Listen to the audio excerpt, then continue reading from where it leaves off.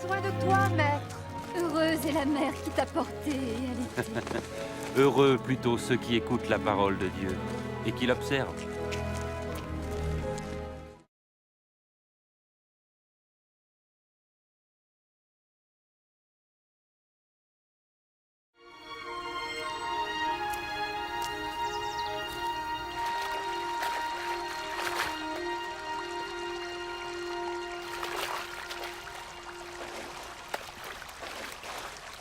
Apprends-nous à prier, comme Jean l'a appris à ses disciples. Quand vous priez, dites « Notre Père qui es aux cieux, que ton nom soit sanctifié, que ton règne vienne, que ta volonté soit faite sur la terre comme au ciel. Donne-nous chaque jour notre pain quotidien. Pardonne-nous nos offenses, comme nous pardonnons aussi à ceux qui nous ont offensés. Protège-nous contre la tentation et délivre-nous du mal. »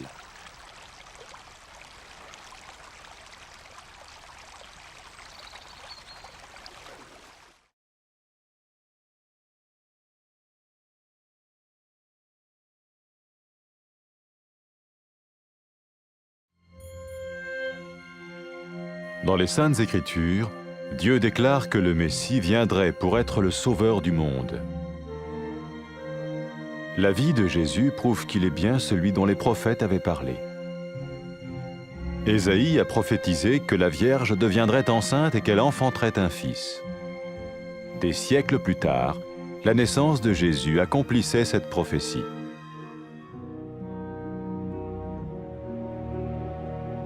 Les Saintes Écritures déclaraient que le saint à naître serait appelé le Fils de Dieu.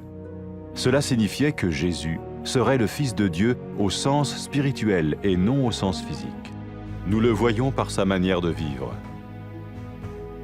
Il a guéri des malades, il a pardonné leurs péchés, les a ramenés à Dieu et leur a promis une place dans le royaume éternel de Dieu. Il s'est offert lui-même en sacrifice pour le péché à leur place. Puis il est revenu à la vie, victorieux sur la mort selon le plan de Dieu. Jésus a dit « Personne ne me prend la vie, mais je la donne de ma propre volonté. »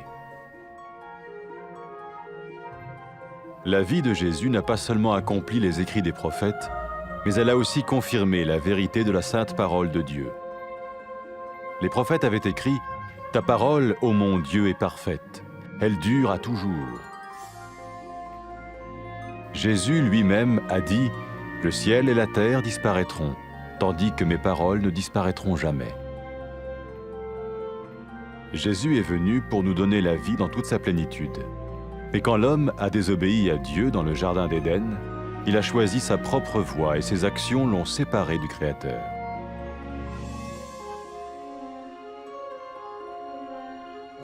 Les Saintes Écritures déclarent que tous ont péché et que le salaire que paye le péché, c'est la mort. Il s'agit de la mort spirituelle, éternelle séparation d'avec Dieu. Mais tout comme Dieu a donné un bélier pour qu'il meure à la place du fils d'Abraham, ainsi il a envoyé Jésus, le Messie, mourir à notre place. Sa vie, sa mort et sa résurrection restaurent la relation entre Dieu et tous ceux qui mettent leur confiance en lui. Maintenant, non seulement Jésus pardonne les péchés de ceux qui le suivent, mais il les sauve aussi du jugement éternel de Dieu. Ils sont sûrs d'aller au paradis et de vivre avec lui pour toujours. C'est cette vie et cette liberté de la culpabilité et du pouvoir du péché que Jésus offre à chacun aujourd'hui. Cela ne veut pas dire suivre une religion, mais choisir d'avoir foi en Jésus qui dit « Je me tiens à la porte et je frappe. Si quelqu'un entend ma voix et ouvre la porte, j'entrerai chez lui. » Cela veut dire se tourner vers Dieu et croire que Jésus vient dans nos vies pardonner nos péchés et nous rendre tels qu'il veut que nous soyons. Il ne suffit pas d'approuver intellectuellement ce qu'il dit, ni de vivre une expérience émotionnelle. Nous le recevons par grâce, au moyen de la foi, par un acte de notre volonté. Lorsque quelqu'un est prêt à suivre Jésus le Messie, il peut lui parler par une simple prière. Peut-être êtes-vous prêt maintenant à ouvrir votre vie à Dieu. Si oui, vous pouvez vous joindre à la prière suivante, silencieusement. dans votre cœur.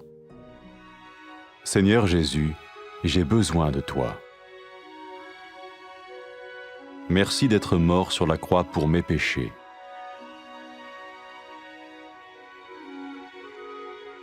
Je confesse mes péchés et je m'en repens.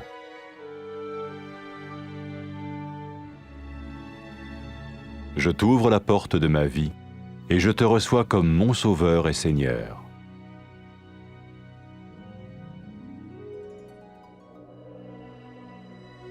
Merci de me pardonner mes péchés et de me donner la vie éternelle.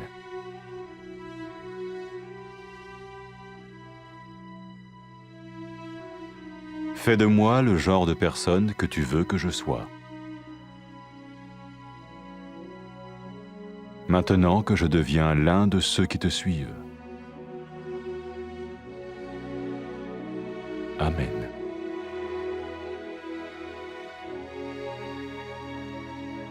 Jésus a dit à propos de ses disciples, « Mes brebis écoutent ma voix, je les connais et elles me suivent. » Pour expérimenter la vie en abondance promise par Jésus, ceux qui le suivent parlent à Dieu chaque jour dans la prière et lisent ou écoutent sa parole.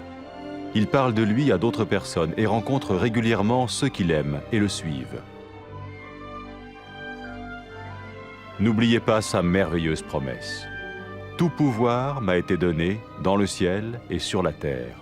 Et sachez-le, je vais être avec vous tous les jours, jusqu'à la fin du monde.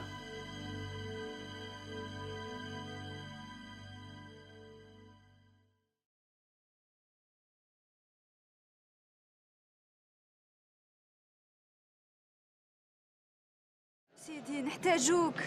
ساعد اليمات اللي ولداتك ورضعاتك.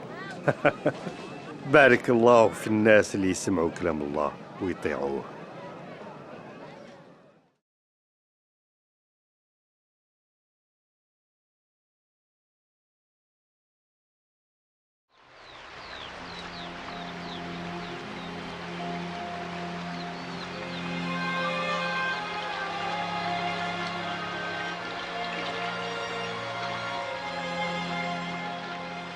علمنا الصلاة كما يحيى علم صحابه. يتصلوا قولوا بابانا اللي في السماء يتقدس اسمك ويجي ملكوتك وتكون مشيئتك في السماء كما في الأرض. أعطينا خبزنا الكافي كل يوم واغفر ذنوبنا كما نغفر حنا تاني للجميع اللي يظلمونا.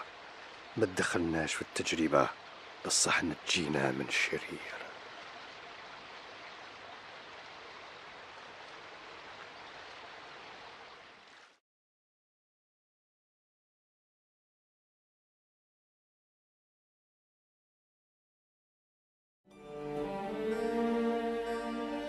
في الكتاب المقدس الله حاب اللي سيدنا عيسى رايح يجي باش يسلك الناس اللي في الدنيا.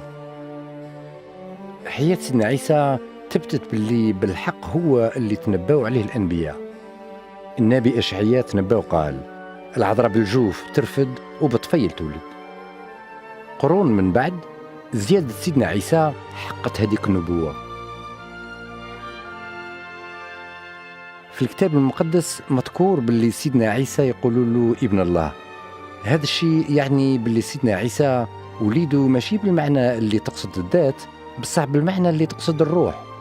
وهذا الشيء نشوفوه في سيرة حياته.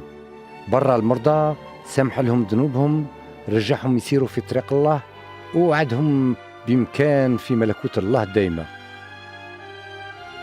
قدم نفسه ضحية في عوضهم على جال ذنوبهم، ومن بعد رجع للحياة انصر على الموت كما كان الله مخطط.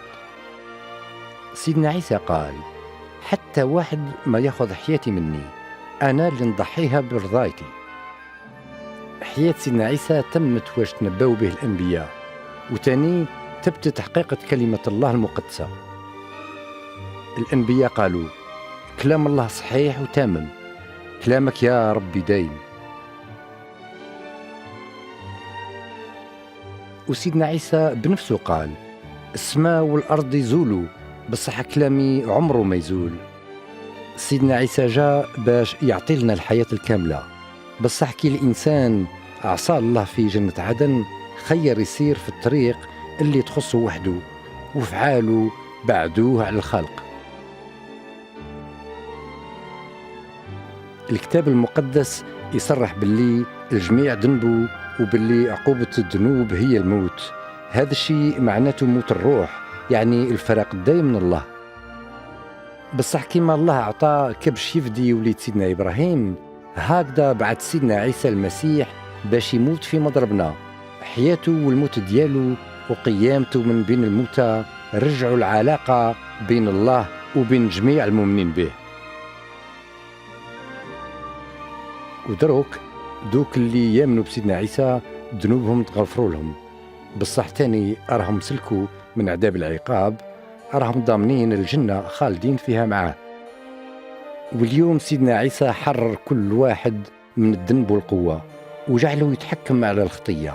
هذا الشيء ما يعنيش يتبعوا دين، بصح يخيروا الثقة والإيمان بسيدنا المسيح اللي قال أراني نوقف عند الباب وندقدق، لو كان كاش واحد يسمع الصوت ديالي ويحل لي الباب راني ندخل عنده. هذا الشيء يعني نتوبوا لله ونامنوا باللي سيدنا عيسى يدخل في حياتنا ويغفر لنا ذنوبنا ويجعلنا كما يحب نكونوا. ما يكفيش نقبلوا كلامه بالفهامة ولا كي تصرى لنا حاجة تحننا، بصح لازم نتبعوه كي ينعم علينا بالإيمان ونطلبوا منه بالإرادة ديالنا.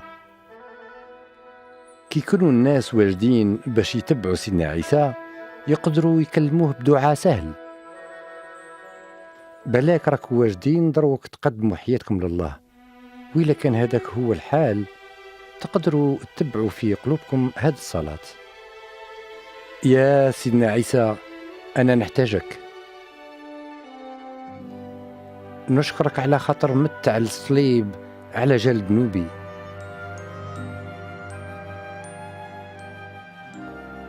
نقرب ذنوبي ونتوب.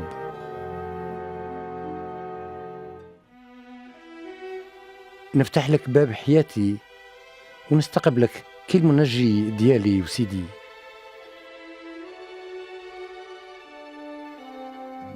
نشكرك على خاطر غفرت لي ذنوبي وعطيت لي الحياة الدائمة.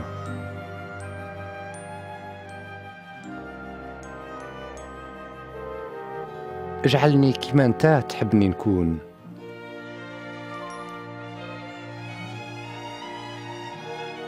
اجعلني من التابعين ديالك. آمين. سيدنا عيسى قال على اللي يتبعوه: الغنم ديالي يعقلوا الصوت ديالي، أنا نعرفهم وهم يتبعوني. باش نجربوا الحياة المعمرة بالبركة اللي وعدها سيدنا عيسى لازم اللي يتبعوه يداوموا في الصلاة ويقراوا الكلمة ديالو، لازم يبشروا به الآخرين ويتنظموا باش يكونوا مع المؤمنين اللي يحبوه ويتبعوه. وتاني تفكروا ما تنساوش وعده الصادق كي قال: الله أعطاني جميع القدرة اللي في السماء والأرض. تفكروا راني معاكم دايما حتى لآخر الدنيا.